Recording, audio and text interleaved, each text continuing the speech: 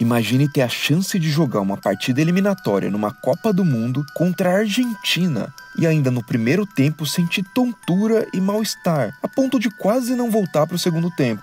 Falta de sorte, certo? Agora imagine concluir que, na verdade, você foi dopado intencionalmente pelo adversário. O Radar Peleja de hoje é sobre o dia em que a seleção argentina armou uma emboscada para a seleção brasileira.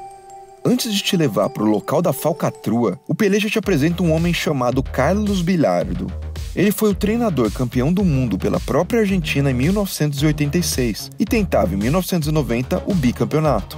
Quando jogador, Bilardo foi conhecido por ser um dos caras mais desleais da história. Formado em medicina, ele era acusado de levar seus alfinetes escondidos para espetar os adversários durante os jogos.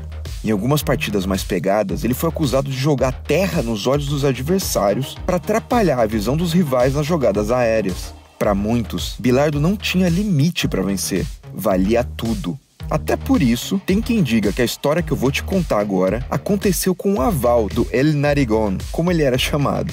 24 de junho de 1990, Itália. Brasileiros e argentinos faziam um jogo intenso, já que quem perdesse ia para casa. Ao entrar no gramado para atender um jogador, o massagista da seleção argentina, Miguel de Lorenzo, conhecido como Galíndez, deu uma garrafa d'água para o branco se reidratar. A garrafa até passa pelas mãos de outros argentinos, mas nenhum deles bebe. Branco foi o único. A partir desse momento, o brasileiro começou a se sentir estranho. Entrando no vestiário no intervalo, ele teve a certeza que não estava normal. Chegou até a pensar em abandonar o jogo, já que alguns movimentos básicos em campo estavam limitados. Alguém colocou umas gotas de Rohypnol na água. Eu só dizia, beba branco, disse Maradona às gargalhadas numa TV argentina em 2004. Esse remédio citado por Diego é um tranquilizante psiquiátrico. Ele mal conseguia bater as faltas depois disso, concluiu o camisa 10 daquele jogo. Ruggeri foi outro jogador que riu sobre o escândalo da água batizada. Não se pode tomar água do time adversário. Tome a sua, idiota. Que água você acha que vamos dar a um brasileiro? Branco até conseguiu melhorar no intervalo, mas seu estado grogue no primeiro tempo foi prejudicial ao seu jogo. O Brasil perdeu por 1-0 e foi eliminado. Depois da partida, no ônibus da seleção, Branco percebeu a presença de Maradona na janela do ônibus ao lado. O Branco me olhava pela janela e me apontava o dedo, me culpando. Nós jogávamos na Itália e tínhamos uma boa relação. Depois disso, não conversamos mais.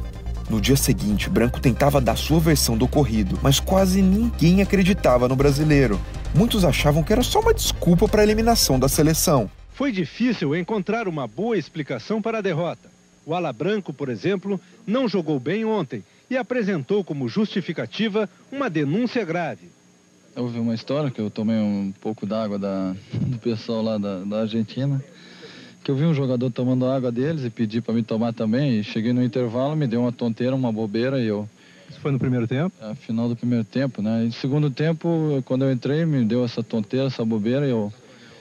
Inclusive comentei com o Ricardo, ele perguntou se eu estava bem, aí eu melhorei, mas aí são assim, jogam sujo mesmo. O lateral brasileiro percebeu a armação ao observar durante todo o jogo que os argentinos tomavam água só das garrafas transparentes. Uma das coloridas foi oferecida ao branco. Ele ainda chegou a dizer que havia um risco gigante de ser pego no exame antidoping, já que percebeu que havia tomado alguma substância estranha. Por sorte, ele não foi um dos chamados a fazer o exame pós-jogo. Os anos se passaram. Com a saúde debilitada de Bilardo e até do massagista envolvido, Branco disse em 2016 que perdoa quem fez isso a ele. Se eu tivesse sido pego no antidoping, minha carreira podia ter fracassado a partir dali. Mas eu perdoo, pois nunca fui rancoroso e o futebol só me deu amigos. Apesar da CBF ter ameaçado acionar a FIFA para investigar o caso, nada nunca foi de fato comprovado e ninguém foi punido. A Argentina, justamente a partir daquele Mundial, entrou numa seca longa sem grandes títulos de expressão. O Brasil, por sua vez, foi campeão logo na Copa seguinte, com Branco, inclusive, fundamental para o elenco vencedor.